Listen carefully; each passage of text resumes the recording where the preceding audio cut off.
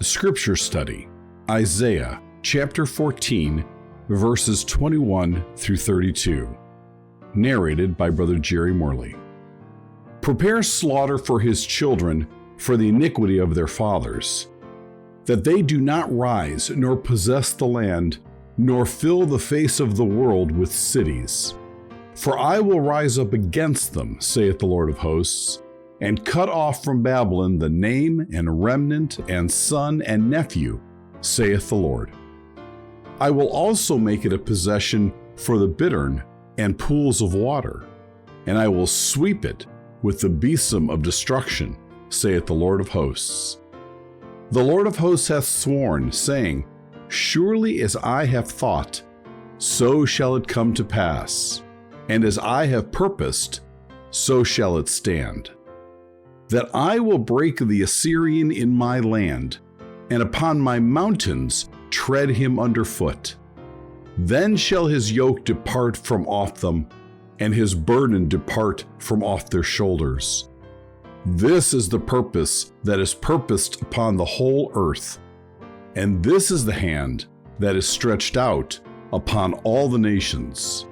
For the Lord of hosts hath purposed, and who shall disannul it? And his hand is stretched out, and who shall turn it back?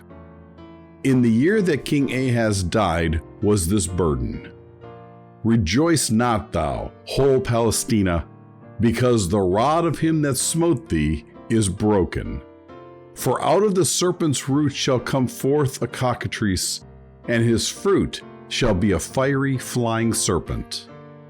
And the firstborn of the poor shall feed, and the needy shall lie down in safety. And I will kill thy root with famine, and he shall slay thy remnant. Howl, O gate, cry, O city. Thou, whole Palestina, art dissolved. For there shall come from the north a smoke, and none shall be alone in his appointed times. What shall one then answer the messengers of the nation? That the Lord hath founded Zion, and the poor of his people shall trust in it. How do verses 21 through 23 apply to the king of Babylon?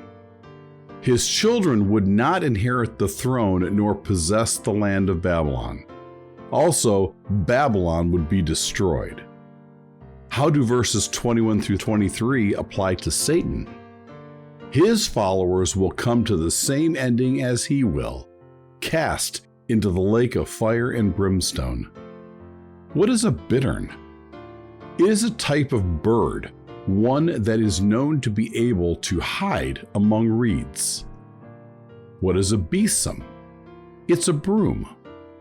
What is being prophesied in verses 24 and 25? It appears that this is a new topic being introduced, as it is prophesied that the Lord will bring about the defeat of the Assyrians and cast them off his land. How does the prophecy of verses 26 through 27 apply to the rest of the chapter?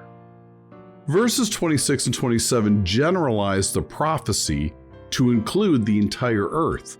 Thus, those who do not serve the Lord will eventually be defeated and cast off the earth into the lake of fire and brimstone. What is being prophesied in verses 29 through 31? It appears that this is another new topic, a prophecy related to the land of Palestina, home of the Philistines. The events described in verses 29 through 31 would have occurred in 715 BC, the year that King Ahaz died. The prophecy is that even though the enemy of this land, Assyria, had been smitten, the Philistines should not think that all is well or be depending on their own strength. They should be looking to the Lord to provide for them. What is the general message of this passage? Since the words of Isaiah are actually written to Israel, it is intended for them to understand the message of depending on the Lord for all things, rather than upon their own strength or making alliances with other nations. What is the meaning of verse 32? The prophecies of Zion, as stated at the beginning of this chapter, should show Israel that God can provide for His people and protect them. This series of articles on the book of Isaiah is an outgrowth of a series of lessons presented at a branch level and is being offered as a study tool for all readers. The interpretations offered are not intended to represent an official position of the Church of Jesus Christ. However, they have been reviewed by members of the ministry and can be considered a reliable supplement to any reader's study of the book of Isaiah.